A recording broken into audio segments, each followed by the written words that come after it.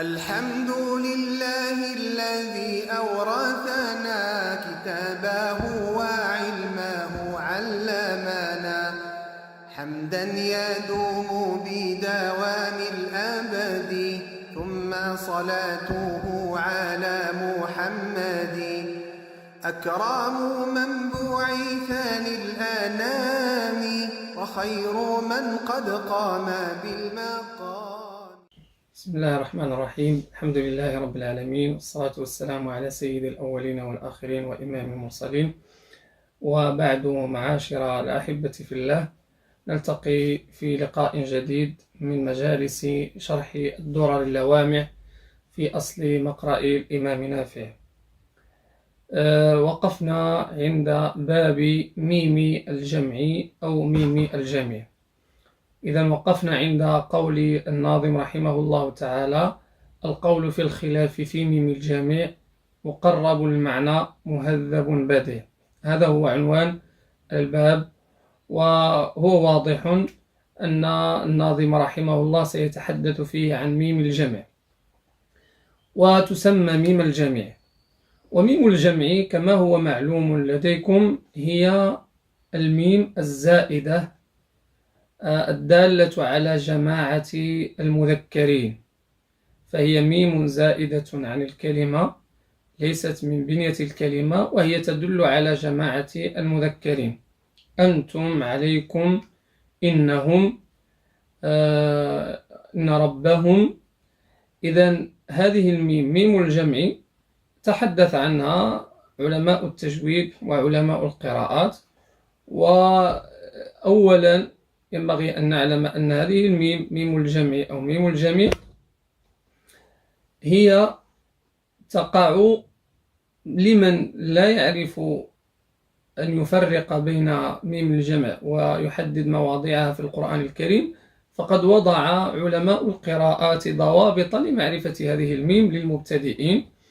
فهذه الميم لا تقع في القرآن الكريم إلا بعد واحد من 4 أحرف، بعد الهمزة والهاء والتاء والكاف، وهي مجموعة في قولهم أهتكن. فمثال وقوعها بعد الهاء: عليهم، مثلا صراط الذين أنعمت عليهم غيري، فهنا ميم الجمع وقعت بعد الهاء. إذن عرفنا أنها ميم جمع لأنها وقعت بعد الهاء. وبعد الكاف عليكم، وبعد التاء أنتم، واضح. وأما بعد الهمزة فلم تقع في القرآن الكريم إلا في موضع واحد، وهو قوله تعالى: هاؤم اقرأوا. إذن هاؤم ميم الجمع، وقد تلتبس على طالب العلم المبتدئ، كما أن الهاء في هاؤم أيضا تلتبس على بعضهم، هل هي هاء تنبيه؟ بعضهم قد يظن أنها هاء تنبيه، وهي مد متصل لأنها من بنية الكلمة وليست هاء تنبيه، فهي مد متصل وليس منفصلا، كما سيأتي معنا في باب المدود إن شاء الله تعالى. إذن ميم الجمع الحديث عنها في كتب التجويد والقراءات من خلال 3 أمور، 3 مسائل. المسألة الأولى: حكمها في الوصل، وحكمها في الوقف، مسألتان. لكن حكمها في الوصل ينبني عليه شيئان: الصلة والضم. وبعبارة أخرى، الحديث عن ميم الجمع هنا يشمل 3 أشياء: الصلة والضم وحكم الوقف. فمتى نصلها ومتى نضمها فقط من دون صلة، وكيف نقف عليها؟ هل نقف عليها بالإسكان فقط أم يجوز لنا الروم والإشمام؟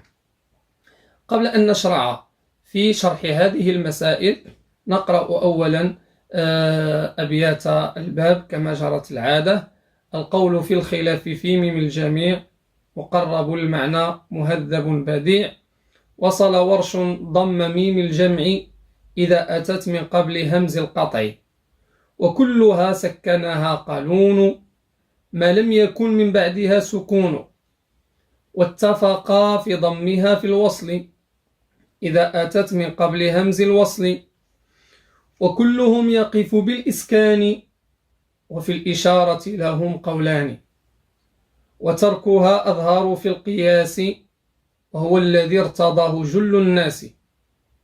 إذن هذا هو باب ميم الجمع في الدرر. البيت الأول ذكر فيه ابن بري القول في الخلاف في ميم الجميع، ذكر لنا بأنه سيذكر لنا الخلاف في ميم الجميع، والخلاف هو في متى توصل، وأما الضم فهو متفق عليه. ثم المسألة الثانية التي فيها الخلف هي كيف نقف عليها، وهل يجوز لنا الوقف بالإشارة. ثم قال مقرب المعنى، أي هذا أنه سيتحدث في هذا الباب حديثا مقربا، فهو مقرب المعنى للفهم، ومهذب يعني خلصه من كثير من المسائل، فأخلاه ابن بري من كثير من المسائل التي لا تناسب قوله في المقدمة تكون للمبتدئين تبصرة. بديع بمعنى أنه سيكون حديثه بديعا، بمعنى أنه سيرتبه ترتيبا لم يسبق إليه على حسب ما ذكر رحمه الله تعالى. طيب، المسألة الأولى التي تحدث عنها الإمام هي حكم ميم الجمع من حيث الوصل، متى توصل. ومعلوم أننا ينبغي أن نعرف هنا مذهب ورش ومذهب قالون. متى نصل ميم الجمع؟ إذن عندنا ميم الجمع 3 أشياء ينبغي أن نعلمها: الصلة متى توصل، مسألة الثانية متى تضم فقط من دون صلة، وكيف نقف عليها. بدأ بالصلة، قال وصل ورش ضم ميم الجمع إذا أتت من قبل همز القطع. متى يصل ورش ميم الجمع؟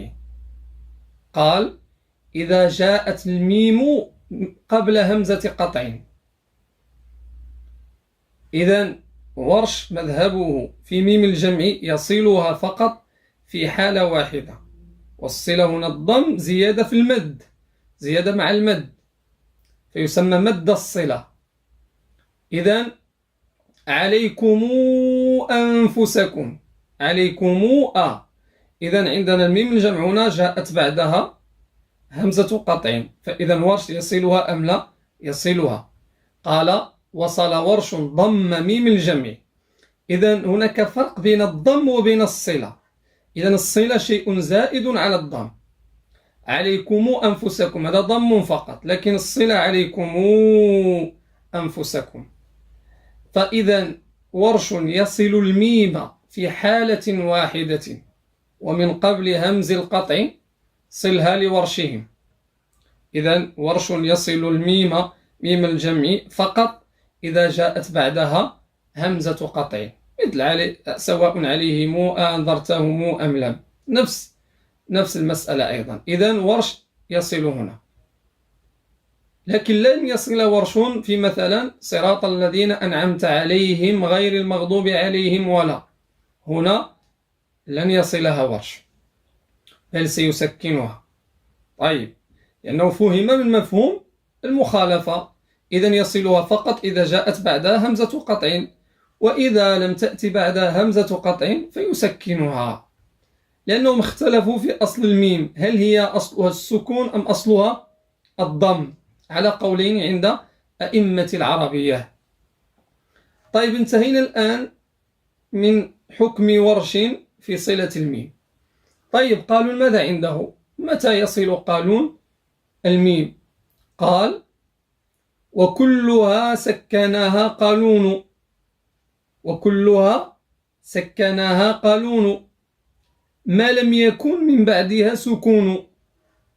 كلها ضبطت هنا في نسخ ابن بري بضبطين، هناك رواية وكلها سكناها من باب النصب على اشتغال على أنها منصوبة بفعل محذوف، وكلها بالرفع على أنها مبتدأ، وهو الأولى عند كثير من الشراح. كل إذا وليها ضمير مبتدأ أو توكيدا يصير كما هو معلوم عند أهل الإعراب. وكلها سكنها قالون. قالون ماذا عنده؟ ذكر له ابن بري الإسكان فقط، الإسكان فقط.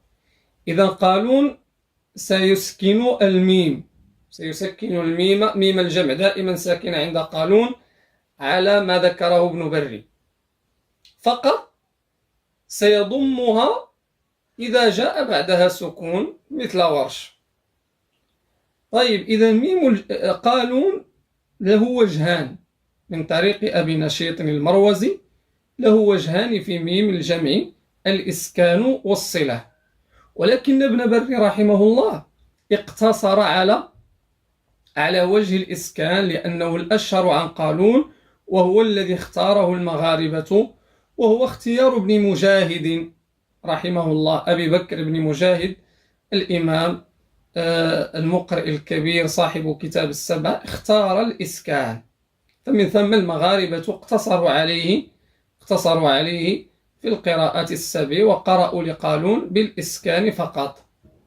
لكن ورد عن قالون الوجهان من طريق أبي نشيط كما هو مشهور في التيسير وأيضا نص عليه الإمام الشاطبي رحمه الله. فالذين يحفظون الحرز يستحضرون قول الشاطبي رحمه الله: وقالون بتخييره جلا، بتخييره إذن عنده وجهان: الإسكان والصلة مطلقا. إذن عنده وجه يسكنها مطلقا ما عدا إذا جاءت بعدها ساكن، هذا لا شك فيه أنه سيضمها. ثم الوجه الثاني الصلة ما عدا أيضا إذا جاء بعدها ساكن فإنه يضم من دون صلة. إذن في نحو مثلا سورة الفاتحة: صراط الذين أنعمت عليهم غير المغضوب عليهم ولا، فإذا نقرأ لقالون بالإسكان كما قرأنا الآن، ونقرأ له أيضا صراط الذين أنعمت عليهم غير المغضوب عليهم ولا. واضح؟ إذن بالوجهين. إذن المشارقة يقرؤون لقالون بالوجهين بالإسكان والصلة على ما ذكره الداني في التيسير وعلى ما ذكره الإمام الشاطبي في الحرز، والمغاربة اقتصروا على وجه الإسكان وأخذوا به، وهو المشهور في متوننا القرائية. فالإمام ابن غازي المكناسي يقول في التفصيل: خير حرمي بميم فاسترى الحافظ الضم وبالضد قرى. يعني الضد هو الإسكان. لمن؟ لنجل عبدوس ونجل سعدان والمروزي والقاضي من طرق حسان. فالمروزي ليس من أصحاب الصلة عندنا في الطرق النافعية، فأصحاب الصلة مطلقا هم جوف وورش وأبو عون لهما التفصيل المعروف في محله. فإذا وكلها سكنها قالون أخذ به المغاربة. إذا ما لم يكن من بعدها سكون ذكر حكمه في البيت الموالي وهو الضم. قال رحمه الله: واتفقا سبق معنا في المقدمة أن ورشا وقالون إذا اتفق على حكم إذن ينص إما على الإمام أو ينص على الاتفاق. لما اختلفوا في الصلة قال: وصل ورش، فصرح بورش، وقال: وكلها سكنها قالون، فذكر اسمه. لكن هنا ما دام اتفقا، وربما أطلقت في الأحكام ما اتفقا فيه عن الإمام، واتفقا في ضمها من دون صلة إذا أتت من قبل همز الوصل، إذن هنا ما حكمها إذا جاءت ميم الجمع قبل همزة الوصل؟ هنا حكمها للجميع الضم من غير صلة، يعني من غير زيادة مط ولا مد. مثلا بهم الأسباب، بهم الأسباب. إذن هنا نضم الميم لورش ولقالون من دون أن نصل. إذن الصلة هي المد، سواء كان مد الصلة الصغرى أو الكبرى، لكن ضم الميم من غير زيادة في المد، ولذلك واتفقا في ضمها في الوصل. واضح؟ إذن هذا باتفاق بين ورش وقالون، وقال فيه رحمه الله واتفقا في ضمها في الوصل، وهو نظير ما قاله الإمام الشاطبي رحمه الله: ومن دون وصل ضمها أو ضمها قبل ساكن لكل. إذن ومن دون وصل ضمها أو ضمها، يعني من دون أن تصل يعني تضم فقط. لذلك قلنا إذن عندنا في أحكام الميم الجمع عندنا حكم الصلة وحكم الضم وكيف نقف. 3 مسائل فقط، إذا عرفها الطالب وأتقنها يسهل عليه هذا الباب بحول الله تعالى. إذن قلنا واتفق في ضمها في الوصل إذا أتت من قبل همز الوصل. هنا انتهينا الآن من حكم الميم في الوصل، من حكم الميم في الوصل. بقي معنا الآن أن نعرف حكم الميم إذا وقفنا. طيب، وقفنا على الميم التي وصلها ورش قبل همز القطع، مثلا قلنا عليكم أنفسكم. إذا أردنا أن نقف عليكم أنفسكم، هل نقف بالإسكان أم يجوز لنا الروم والإشمام؟ كذلك أيضا على الوجه الثاني لقالون عندما يصل ميم الجمع مطلقا، هل يجوز لنا أن نقف بالإشارة؟ قال ابن بر رحمه الله: وكلهم يقف بالإسكان. يعني جميع العلماء والقراء اختاروا الوقف على ميم الجمع بالإسكان. لماذا؟ لأن الإسكان هو أصل الوقف. قف بالسكون فهو أصل الوقف، قف بالسكون فهو أصل الوقف دون إشارة. والإسكان أصل الوقف، والإسكان أصل الوقف كما قال الولي في الحرز. لكن قال: وفي الإشارة لهم قولان. المراد بالإشارة هنا ما يشمل الروم والإشمام، فيعبر العلماء بالإشارة ليجمعوا الروم والإشمام. وسيأتي معنا إن شاء الله الحديث عن الروم وعن الإشمام في باب الوقف. وإن تشاء وقفت للإمام مبينا بالروم والإشمام. ولكن هنا مسألة تتعلق بميم الجمع قدمها الإمام ابن بر رحمه الله. سنترك تعريف الروم والإشمام إلى محلهما، ونبين هنا أن الخلاف بين العلماء في الوقف على ميم الجمع، هل نقف بالإشارة أم لا، لمن وصلها ولمن ضمها في الوصل. أما الذين يقرؤون بالإسكان مثلا صراط الذين أنعمت عليهم غير، هنا لورش لا خلاف في الوقف بالإسكان فقط، لأن ورشا أصلا لا يصل في الوصل، فلا يختلف في الوقف، لأن الوقف فرع عن الوصل. لكن الخلاف أين؟ مثلا عندما تكون ميم الجمع قبل همزة قطع: عليكم أنفسكم، سواء عليهم أنذرتهم أم لا. هنا إذا وقفنا لورش، هل يجوز لنا الروم والإشمام؟ لماذا؟ لأن الميم مضمومة، والروم يكون في المضموم، وكذلك الإشمام. واضح؟ وفعلهما وفي الضم والرفع وارد كما قال الشاطبي رحمه الله. واضح؟ ولكن اختلف العلماء في الوقف على ميم الجمع على قولين مشهورين. الأشهر هو مذهب الداني رحمه الله الذي منع الوقف بالإشارة بالروم وبالإشمام، وجوز الإسكان فقط. والمذهب الثاني، وهذا مذهب جمهور العلماء، هناك مذهب الإمام الشيخ وهو مكي بن أبي طالب، لأن عندنا مسألة مهمة جدا من حيث اصطلاحات المغاربة في التعامل مع القراء، فعندنا الحافظ وعندنا الشيخ وعندنا الإمام. فالحافظ هو الإمام الداني رحمه الله. إذا قال أئمتنا المغاربة في كتبهم قال الحافظ، ينصرف إلى الداني مباشرة. وإذا قال الشيخ وذهب الشيخ ورجح الشيخ، مراد به مكي بن أبي طالب القيسي رحمه الله. وإذا قالوا الإمام فهو ابن شريح أندلسي، صاحب كتاب الكافي في القراءة السبع وغيره من الكتب النافعة. إذا مذهب الداني رحمه الله أنه نقف بالإسكان فقط ولا يجوز الروم والإشمام.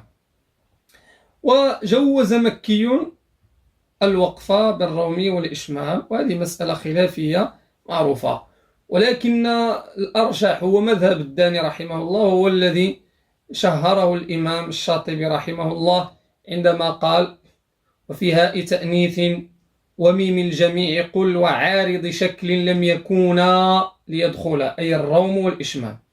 فذكر ما يمتنع فيه الروم والإشمام: هاء التأنيث وميم الجمع وعارض الشكل، وهو الراجح عند القراء والمقرئين. ولذلك قال ابن بري: وتركها أظهر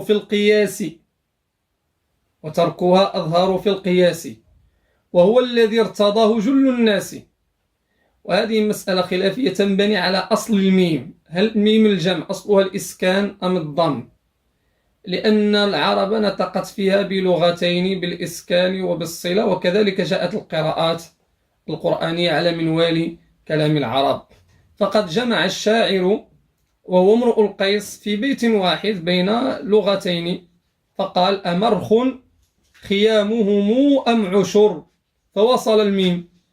ثم قال: أمي القلب في إثرهم منجدر، فأسكن الميم. فدل هذا على جواز اللغتين. وأما أصل الميم هل هو الإسكان أم الصلة، فهو خلاف كبير بين أئمة اللغة. إذن خلاصة الدرس أن ميم الجمع هي الميم الزائدة الدالة على جماعة المذكرين، وتقع بعد حروف أهتك، ولمن لا يميز ميم الجمع في القرآن. ثم عندنا ثلاث مسائل في هذا الباب: الصلة متى توصل، والضم وكيف نقف. من حيث الوصل، الصلة يصلها ورش قبل همز القطع فقط، ويسكنها ما عدا ذلك، إلا إذا جاءت قبل همزة وصل بطبيعة الحال فإنه يضمها، فالضم متفق عليه. أما قالون فذكر له ابن بري الإسكان فقط، وقال: وكلها سكنها قالون. قلنا واقتصر عليه، ولكنه مذكور في التيسير، فابن بري قال: سلكت في ذاك طريق الداني، فلم يذكر لنا الصلة لأنه ذكر وجها واحدا مختارا، لأنه قال: حسب ما قرأت بالجميع.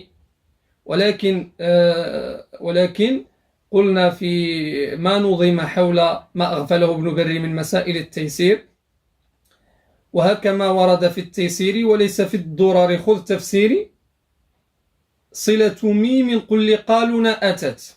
أول هذه المسائل التي أغفلها ابن بري هي صلة الميم لقالون.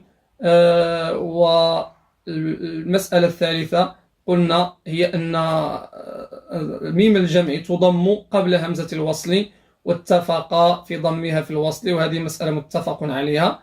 وأما الوقف فقلنا الأشهر أن يوقف بالإسكان، لأن مذهب الداني رحمه الله يرجح في غالب الأحيان عند الأئمة وعند المقرئين. ونكتفي بهذا القدر، وإلى لقاء آخر بحول الله تعالى، والسلام عليكم ورحمة الله وبركاته.